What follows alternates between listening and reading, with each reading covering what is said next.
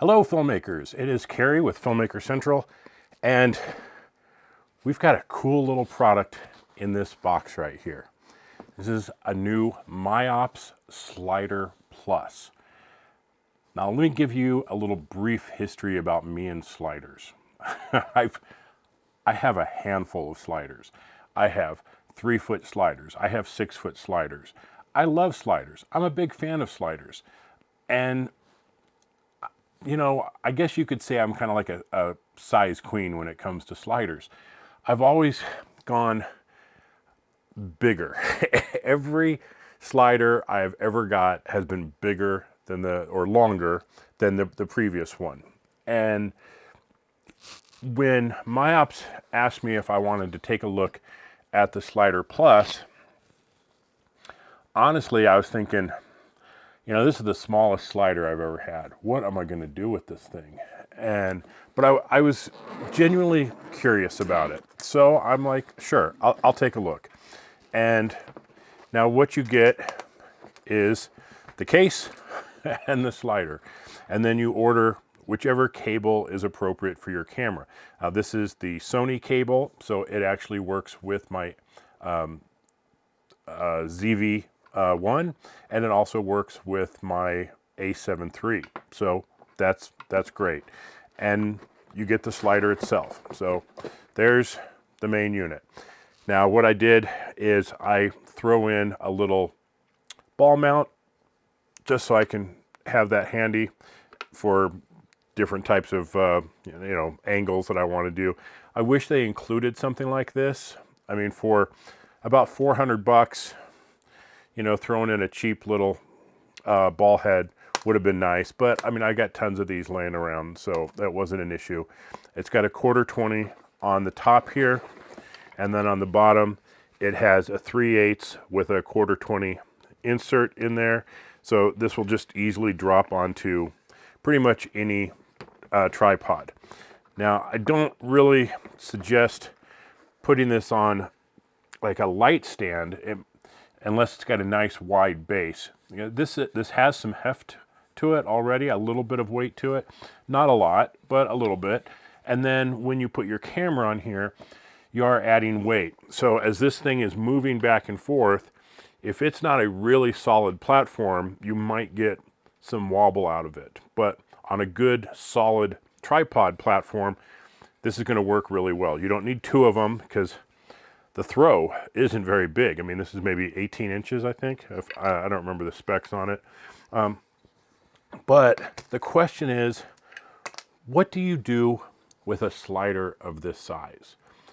I usually use a slider for two things, either getting little product shots that I'm going to include in a video, or time lapses. Those are my two things. And with time lapses, you know, bigger is often better, right? Because you can get a nice, long, big pan with something. But what I've found is it's less about the amount of movement than it is what the movement is capturing, right?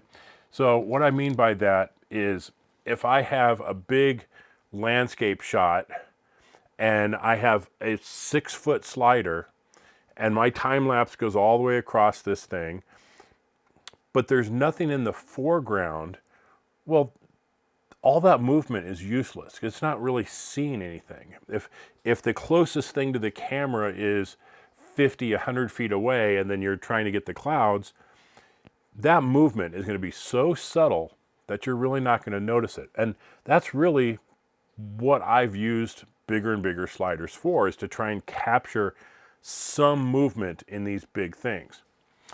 Now, when you go small, anything that's closer to the camera is actually going to look like it moves a lot more.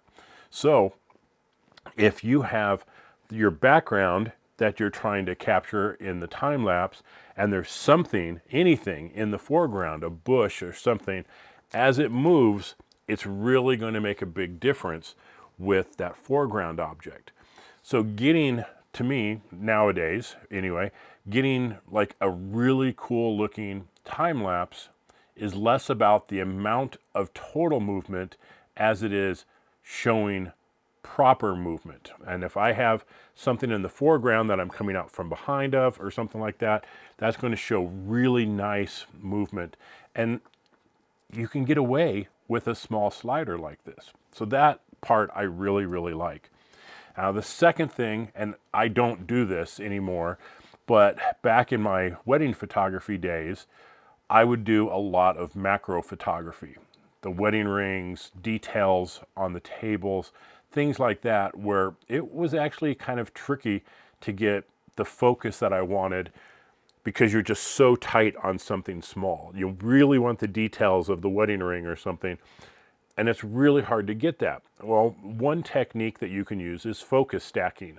So you have your camera fixed, you take a picture, you adjust the focus a little bit, you take a picture, you adjust a little bit, and as you're doing that, you're moving in closer and closer. So you're getting a handful of photos that are going to be different focal lengths because you're so tight, and then you stack those in Photoshop, and you can get a very deep depth of field, even though you are shooting super, super close. Well, a good way of doing that is with a slider of this size.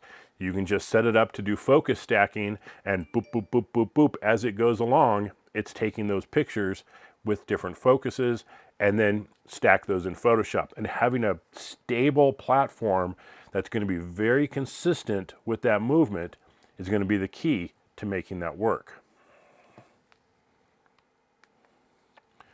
Now, as I said, I don't do that anymore, so I don't have really good examples of that. But for the time-lapse stuff, I'm really digging this. Now, let's talk about the features on here. There really is not much at all. You have the port for the cable to plug into, you have a button to turn it on, and you have a micro USB to charge it. So, just based on that, my one gripe, I'm sorry, MIOPS, love you guys, love all your products that I've used over the years. It's 2023. This should have USB-C. That's saying, that's my gripe. That's my gripe. That's all there is to it. So, what we do is we just push it, turn it on, and I'll go and run the MIOPS app. Okay, it detected the slider. We'll go into that, and we'll take a look at some of the options in here. We have basic time-lapse, long exposure time-lapse, bulb ramping, interval ramping, HDR time-lapse, basic video, free mode, focus stacking, remote controller. We got calculators for neutral density and solar calculator. So if I just want to do basic slider, we can go into that. We can set our A and B points. So I can go and adjust my left and my right. So the head's going to move back and forth here. I'll hit OK. I'll go to point B.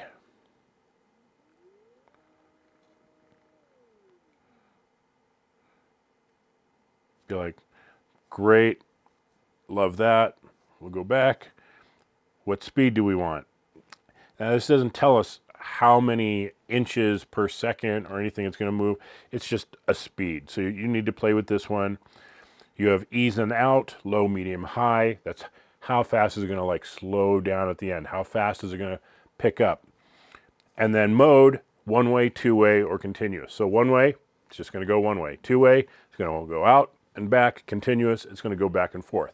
Now continuous is kind of cool if you're doing actually stuff like this, right? Where I just want some nice gentle movement back and forth just to give a little bit of dynamic feel to it. We hit go and it's going to go into the first position and then go to the end. It's set on two-way, so then it'll then come back. So you can see at 60, this is the speed we're going to get.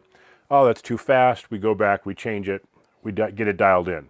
So setting this up, very, very simple. And really, everything in here is pretty much the same. So there's a few little differences from one feature to another, but once you kind of figure out one thing to do, like this, like basic video, doing the other ones is going to be very, very familiar to you. So if we go into doing a basic time lapse, like I said, that's kind of my thing. We have the movement, then we have our frames per second and our interval. So right now at 30 frames per second, it's going to create a video that's going to be 10 seconds long. That's awesome. So let's change our interval to 2 seconds. Done. I'll go back to here. So we're going to take every 2 seconds, we're going to take a shot. We want our play time to be 15 seconds. Boom. And it's going to calculate how many shots it needs to take to make that happen. So very, very cool features here. And again, the movement is exactly the same as it was on the video.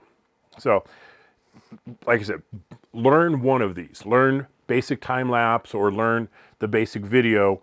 And from there, the rest of these are all very, very similar. And we'll take a look at focus stacking. So the total movement, again, movement is exactly the same. How much movement per frame we want, microns or millimeters. The exposure and our interval.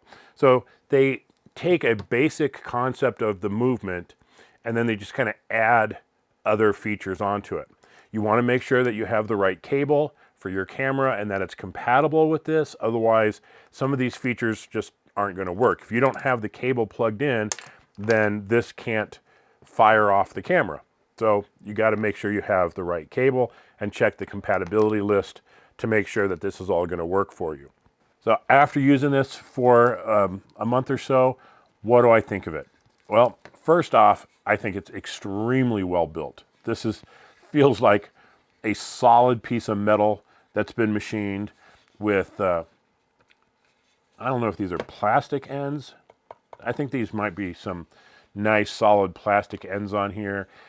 It's very well built, but it's simplistic and minimalistic. I think that's what makes this a good product.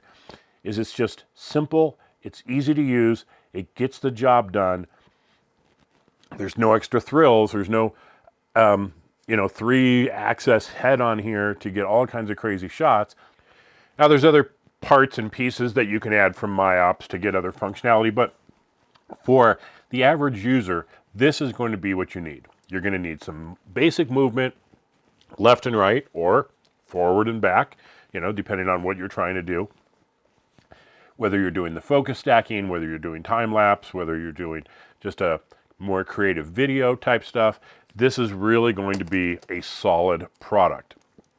And I have to admit, my mind has definitely changed after using this, that I don't always need these 3, 4, 5, 6 foot sliders to make something work. A small slider like this is super handy because number one, it's portable.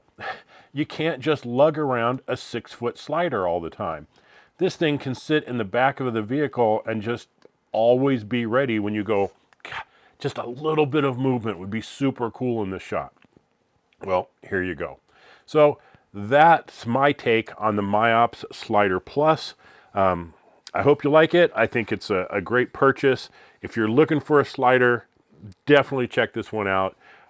Especially something of this size where you're trying to do either time lapses. The focus stacking I think is incredible feature of here to be able to do that, or just any of the basic things that you want.